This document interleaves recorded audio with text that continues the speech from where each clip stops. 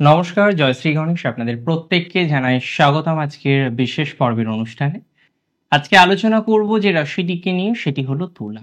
আপনারা জানেন যে সিরিজ নিয়ে আমরা আলোচনা করছি, সেখানে আমরা এটি জানার চেষ্টা করছি যে দেবগুরু বৃহস্পতির কৃপা, তার করুণা আরো কিভাবে বেশি পাওয়া যেতে পারে।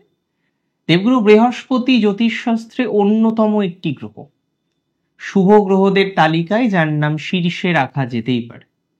দেবগুরু বৃহস্পতির করুণা বা কৃপা যে ব্যক্তি বা যে জাতক জাতিকারা পেয়েছেন, তারা জানেন যে তাদের প্রজ্ঞা বা জ্ঞানের ডেভেলপমেন্ট কতটা, তাদের মধ্যে আধ্যাত্মিকতা এসেছে, মানুষের প্রতি তাদের কর্তব্য এসেছে।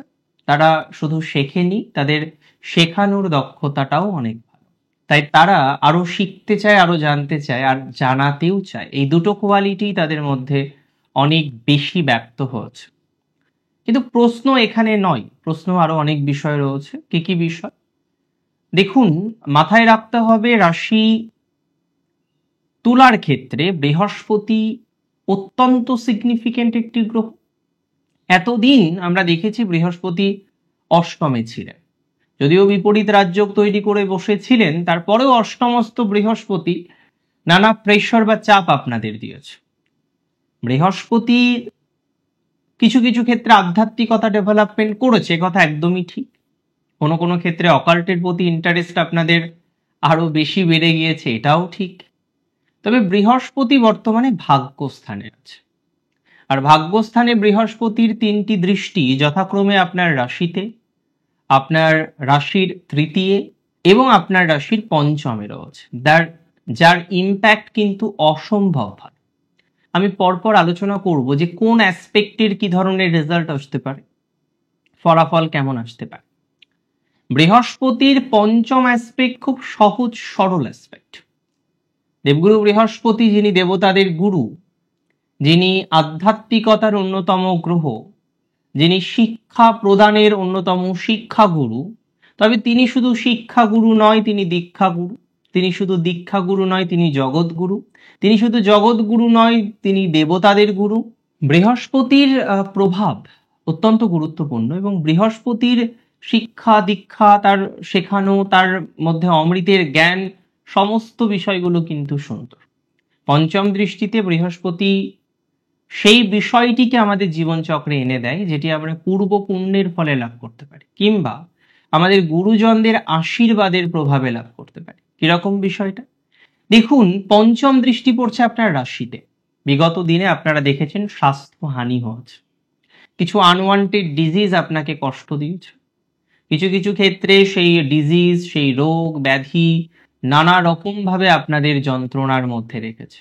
আমি খুব দায়িত্ব নিয়ে আপনাদের বলছি, এই পঞ্চম দৃষ্টি পূর্বজন্মের পুণ্যফল থেকে প্রাপ্ত জিনিসকে রিপ্রেজেন্ট করে। তবে শুধু তাই নয়, এখানে অবশ্যই এটাও ফুটে উঠবে আপনার গুরুজন, আপনার পূর্বপুরুষ। অনেকে আছেন যারা পূর্বপুরুষকে স্মরণ করেন, আবার অনেকে করেন না। আমি বারবার অ্যাডভাইস দিই যে পূর্বপুরুষকে, আমাদের রুটকে ভুলে গেলে কিন্তু হবে না। আমাদের পূর্বপুরুষদের সম্মান করতে হবে, আমাদের রুটকে মনে রাখতে হবে। তাই আপনি যদি আপনার রুটকে মনে রাখতে না পারেন, তাহলে সমস্যা। আপনার রুটকে আপনাকে মনে রাখতেই হবে, সেই পূর্বপুরুষদের আপনাকে স্মরণ রাখতেই হবে। তাদের যে আশীর্বাদ পঞ্চম দৃষ্টির মাধ্যমে ফুটে উঠবে। এবং দেখবেন তুলা রাশির বেশ কিছু জাতক জাতিকাদের দীর্ঘদিন ধরে হেলথের প্রবলেম চলছিল, নানা রকমের স্বাস্থ্য জটিলতা, আনওয়ান্টেড ডিজিজ, আপনি নিয়ন্ত্রণ করতে পারছেন না। সিমটম একের পর এক একের পর এক একের পর এক চলে আসছে। টেস্ট করছেন, ডায়াগনোসিস করছেন, কোনো রকমের রেজাল্ট নেই। এটা কিন্তু একটা কষ্টের, প্রকৃত অর্থে এটা একটা কষ্টের। এবং যে কষ্টটা, যে অশান্তিটা আপনারা ফেস করছেন, বৃহস্পতির কৃপায় আপনার স্বাস্থ্য উন্নতি হবে। সহজেই দেখবেন ধীরে ধীরে ধীরে ধীরে রেগুলারিটি মেনটেন করে আপনার হেলথের ইমপ্রুভমেন্ট হবে এবং একটা সুস্বাস্থ্য প্রাপ্ত হবে আগামী 5 মাসের মধ্যে। তার সাথে সাথে আমি বলে রাখি, এই সময় সম্মান বৃদ্ধি প্রাপ্ত হবে, যশ প্রাপ্তির সম্ভাবনাটা অনেকটা হিউজ, এবং ম্যাক্সিমাম প্রবাবিলিটি থাকবে, যদি রাশি আপনার নিশ্চিতভাবেই হয়ে থাকে তুলা রাশি, সম্মানের বৃদ্ধি প্রাপ্ত হবে। আপনি নিজেকে নিজের সম্মানকে আরো বেশি প্রতিষ্ঠিত করতে পারবেন। যে যশ আপনার হারিয়েছিল, যে সম্মান আপনার হারিয়েছিল, যে যশ আপনি খুঁজে পাচ্ছেন না কারেন্টলি, সেই যশ পুনরায় প্রাপ্তির সম্ভাবনাটা আমরা লক্ষ্য করতে পারবো। এটি নিয়ে কিন্তু কোনো ডাউট নেই, কোনো সন্দেহ নেই। দেখুন, এর পরের বৃহস্পতির অ্যাসপেক্ট, সেভেন্থ অ্যাসপেক্ট আপনার তৃতীয় পড়েছে। দেখুন, পঞ্চম দৃষ্টি যেমন খুব সহজ সরল, তার পজিটিভ ইম্প্যাক্টের মাত্রাটাই বেশি, না সপ্তম দৃষ্টি কিন্তু এতটা সহজ অন্তত নয়। সপ্তম দৃষ্টিতে লিমিটেশন আছে, নানা রকমের লিমিটেশন সপ্তম দৃষ্টির মধ্যে কিন্তু ফুটে ওঠে। অনেকেই বলতে পারেন যে দাদা কি কি লিমিটেশন আছে? বৃহস্পতির সেভেন্থ অ্যাসপেক্টেও ইফোর্টের বৃদ্ধি আমরা দেখতে পাই। ইফোর্ট বাড়ছে, চেষ্টা বাড়ছে, কোনো একটা কিছুকে পাওয়ার জন্য মরিয়া হয়ে ওঠার টেন্ডেন্সিটা বৃদ্ধিপ্রাপ্ত হচ্ছে। এবং এখানে যেহেতু আপনাদের তৃতীয় দৃষ্টি থাকবে, আপনারা দেখবেন সহজভাবে আপনাদের যে চেষ্টা সেটা বৃদ্ধিপ্রাপ্ত হবে, পরিশ্রমের মাত্রা বাড়বে। অনেকেই দেখবেন সহদরের সাথে সম্পর্ক ভালো করার জন্য অনেক কিছু করছেন, সহদরের জন্য অনেক কিছু করছেন, তার ভালো হওয়ার জন্য, তার কর্মজীবন ডেভেলপ করার জন্য, তার সাংসারিক জীবন ডেভেলপ করার জন্য, তার স্বাস্থ্য ডেভেলপমেন্ট করার জন্য আপনি হয়তো অনেকটা চেষ্টা করছেন। অর্থাৎ এখানে সহদরের জন্য, মানে সেভেন্থ অ্যাসপেক্ট যে হাউসে পড়ছে সেই পার্টিকুলার ম্যাটারগুলির জন্য আপনার চেষ্টা, প্রচেষ্টা, পরিশ্রম সমস্ত কিছু ইনক্রিজ হতে পারে এবং আপনি সেটা সহজভাবে করবেন।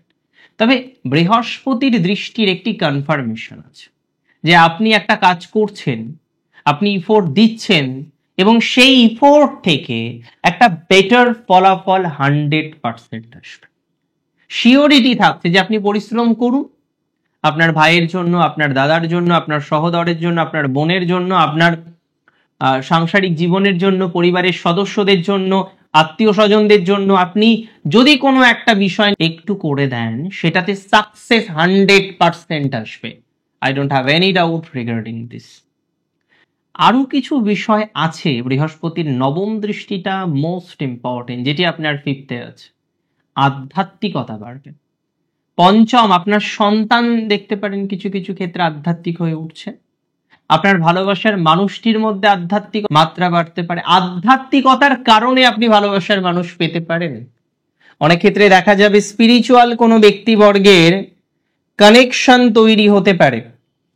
একটা প্রবাবিলিটি আছে যে কোনো একজন ব্যক্তিবর্গ যিনি প্রকৃতিতে খুব বেশি স্পিরিচুয়াল, তার সাথে আপনার বন্ডিংটা দৃঢ় হলো।